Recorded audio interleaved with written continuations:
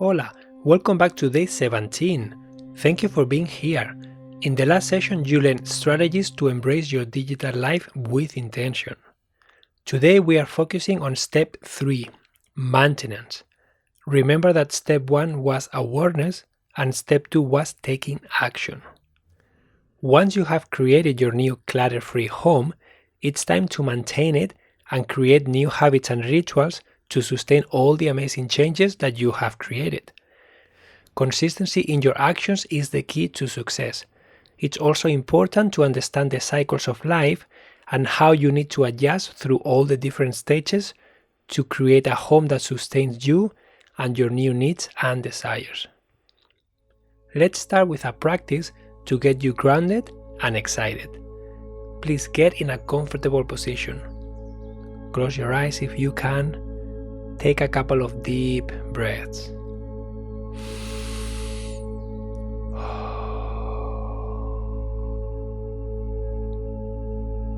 I want you to remember that you are making big changes during this process and you are questioning many habits, many beliefs, and rituals that you have followed for a very long time. How long have you been following the same habits and routines for? Allow yourself time and space to really become aware of it. Has it been months, years, decades?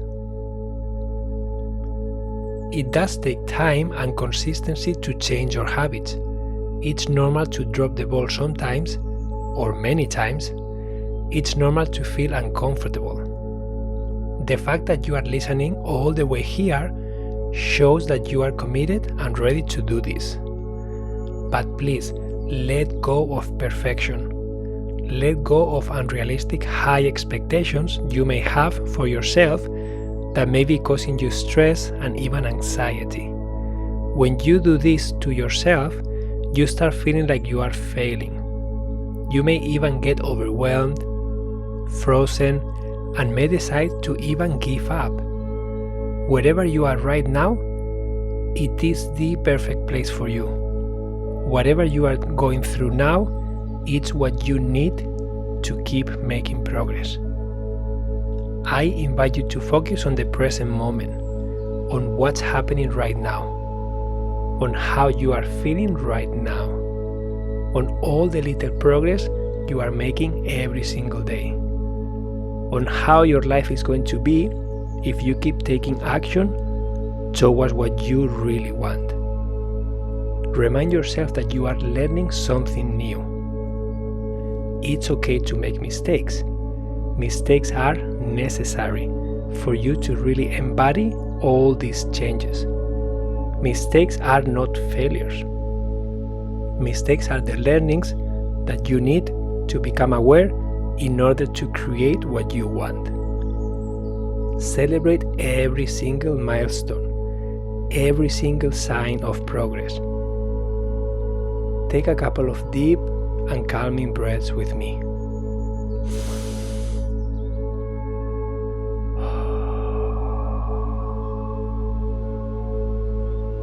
One more.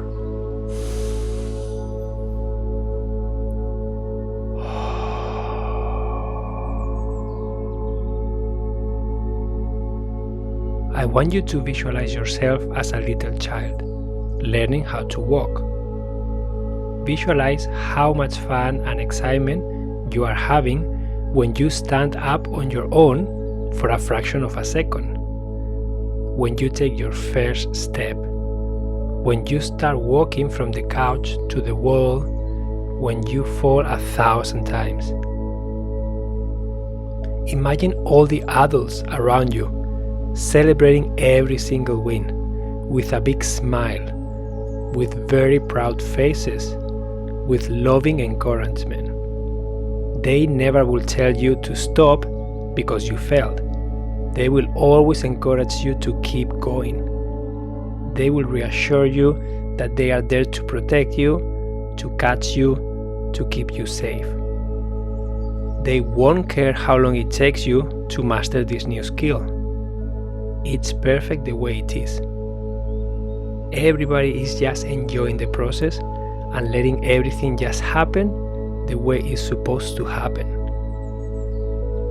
I want you to visualize that little child inside of you, and I want you to be the adult to that child.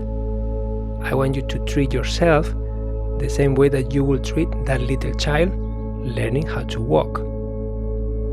That little child is in you, learning how to do something new, something scary, uncertain, something exciting. I want you to encourage that little child.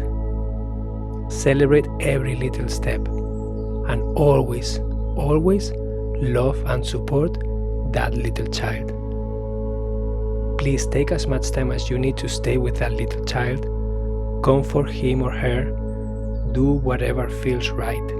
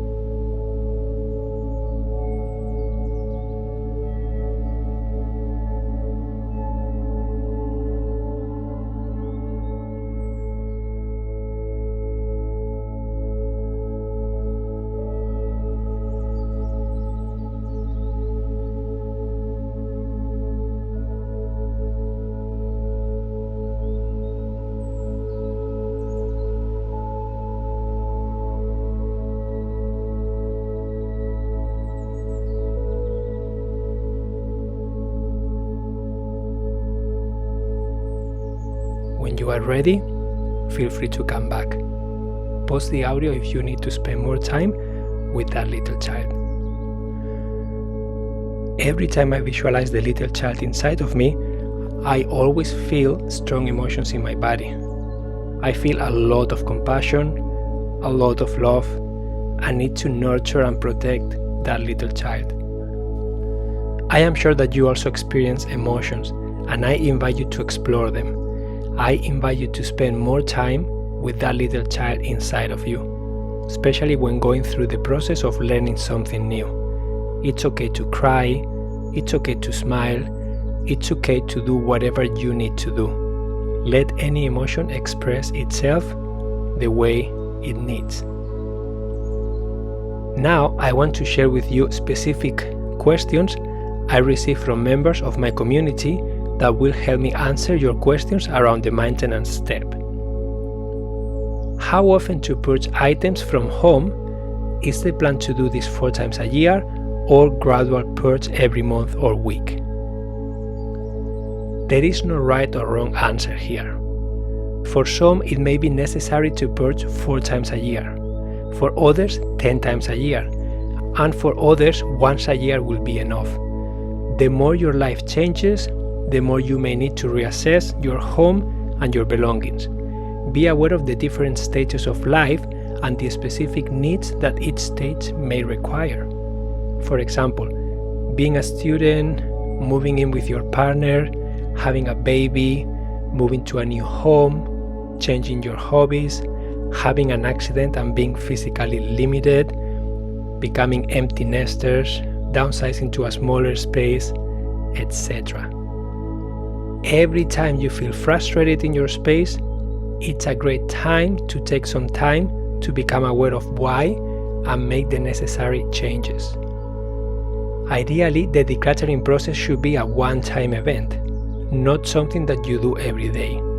This one-time event can last hours, days, weeks, months, but you will start the process and finish it. Cleaning and putting things back where they belong is something that you should do daily and weekly to maintain your home. As items come into your home, you can be proactive and question if you really need them, and if the answer is yes, you need to create a home for them. If you let many items come into your home and you don't have space for them, you may need to let something else go. It's also helpful to have a donation bag or box going for anything that no longer serves you. I do have a donation bag in my closet, a donation bag in my daughter's closet, and a donation box in the basement. This way, every time I decide to let go of something, I have a place to drop it. When the bags and boxes are full, I will do a donation run. Another question from another member is, in different phases of life, one has different needs for stuff that becomes clutter after a few years, especially with kids. So a perspective on how to organize things in a flexible, changeable, and playful manner would be great. So as I was saying before, every stage of life will require different needs. Your home will evolve as those needs change. It's important to recognize these changes and approach them in a playful manner. Ask yourself, what's needed from my home now? What activities do I and my family want to pursue? What are our current frustrations? Every time your lifestyle changes, I invite you to go back to step 1, awareness, to discover what's needed and to have clear communication with your loved ones. There is a specific lesson about kids and playrooms in this course. Another question is, what is the timeline for something that you can get rid of? I mean, I set a rule for myself. If I am not using something for last 6 months, then I am going to donate, but I still get confused. There is not a set rule on how often this should be done. It will change depending on your situation. I always recommend to go back to step 1, awareness, every time you feel frustrated, so that you can find out what you need to change and take action to meet these new needs in your space. In our own case, we normally declutter our spaces at least once a year, unless we feel frustration before that. Then we will book time to explore what's needed. We are very proactive with things that come into our home. We will say no if we don't need them or we don't have the space for them. If we accept them, then we will create a home for it immediately. I want to finish this session by reminding you that any task that you do in your home includes putting away whatever you use in its permanent home. If you don't follow this rule immediately, you need to set a once-a-day cleanup time. In our case, every night we make sure our kitchen is clean and ready for the next day. Think about transitioning from task to task and making sure that you include this maintenance technique of putting things back. If I fix something and I have used tools, I put those tools back. If I went to the gym, when I come back home, part of that activity is to put my bag in the closet, put my dirty clothes in the laundry, and hang my towel to dry. If you don't follow this basic maintenance technique, clutter will come back very quickly into your home. It's okay to drop the ball sometimes and let a few days go by without tidying. But then, maybe once a week, you set the intention to make sure everything is put back in its place. I hope this session gave you some practical and inspiring steps to keep your home clutter-free. Please share any further questions you may have in the course classroom. There are no silly questions, meaning if you are thinking about it, many others are too. So don't be shy and share anything that you need. I will support you with an audio response. Thank you so much for finishing this session. I am looking forward to being with you in the next session, where you are going to learn cleaning routines and how to create space for your pet's needs. Until then, I hope you have an amazing rest of your day. Adiós.